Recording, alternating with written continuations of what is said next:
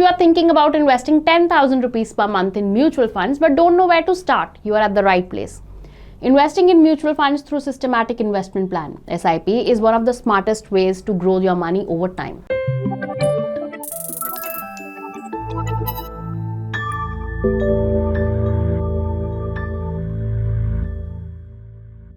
Hello and welcome to our channel 5 Minute Finance by ET Money, where we talk about the basics of investing and personal finance. In this video, we are going to give up the plan to invest 10,000 rupees in mutual funds every month. So we'll look at how much wealth you can create over 10, 15, 20, 30 years, which mutual funds you should start with, how many funds you should have, and how delaying your investments can cost you big money. So let's dig in. We'll start with the most interesting part. The best thing about investing in mutual funds is the power of compounding. Your returns keep earning more returns over time. The earlier you start, the better. So let's assume you invest 10,000 rupees per month in mutual funds. Now different categories of mutual funds deliver different returns. Now look at the table on your screen showing returns of the 5 most popular categories of equity funds. You can see how the returns differ. So while small cap funds have given over 26% returns in the last 5 years, large cap funds on an average have delivered 15.8%. Now your money will grow as per the returns delivered by the funds where you invest. Take a look how the difference in returns make a huge difference to the corpus created after 5 years. But well, don't get impressed yet. Now everybody wants to make more and more money. Every investor invests to earn the highest returns. But well, it's not as simple. While here in the table, small cap funds may look attractive, they are the riskiest category of funds among all as well. So it's not only about returns, you have to factor in risk as well. And we'll talk about it a little later under the section which mutual funds to select. But before that, let's come back to different returns mutual funds may deliver.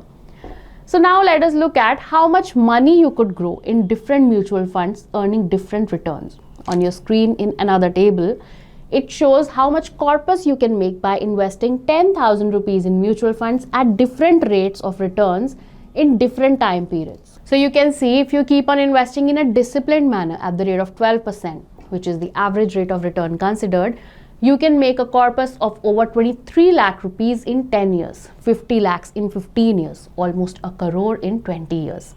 As you can see, the longer you stay invested, the bigger your wealth grows.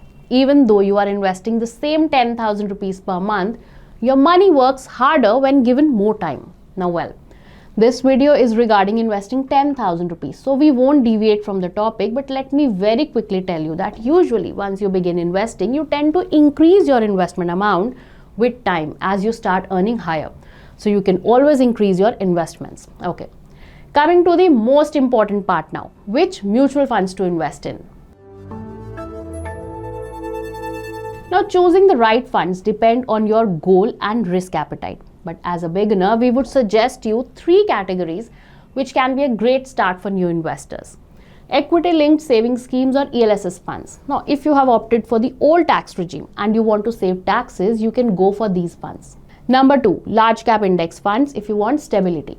Now these are the best for beginners who want a simple low risk option. Large cap funds invest in India's 100 biggest companies like Reliance, HDFC, TCS. Now since these are accomplished and relatively steady companies, you can expect some stability in the returns from this category. Then we have dynamic asset allocation funds if you prefer lower risk. Now these funds invest in a mix of equity and debt at the discretion of the fund manager. So due to the presence of debt component as well, these funds are best for new investors who worry about market up and downs. Well, but what about mid and small cap funds? These funds have the potential to give higher returns, but they are also riskier and more volatile. So if you are just starting out, stick to large cap or hybrid funds before exploring mid and small caps. Also to invest in these funds, you can go to the ET Money app, which allows to invest in mutual funds for absolutely free. Coming to the next question, how many funds should you invest in? Well, less is more. Avoid investing in too many funds. Here's a simple rule. If you are investing around 5,000 per month, 1 to 2 funds are enough. If you are investing 10,000 per month, 2 funds are perfect. Even if your portfolio goes to several lakhs, you don't need more than 4 to 6 funds. Why? Mutual funds are already diversified. One fund typically invests in 40 to 70 stocks, so adding too many funds does not add much value. Instead, it just makes managing your investments more complicated. Hope this video will help you kickstart your investment journey. And if you are still confused, well, let me tell you that if you delay your investments just by 5 years, so look at the table on your screens carefully. Starting a monthly SIP of 6,000 rupees at the age of 25 versus starting a monthly SIP of same amount of 6,000 5 years later at age 30. Well, don't be shocked to know that the 5-year delay can cost you a massive 26 lakh rupees. And this is on a monthly investment of 6,000 rupees. Imagine what if you were investing a bigger sum of say 10,000 or 20,000 per month. So start as early as possible. Don't forget to explore the ET Money app for investing free. We are going to soon bring a detailed video on the cost of delay in investing. So stay tuned with us. See you soon. Take care.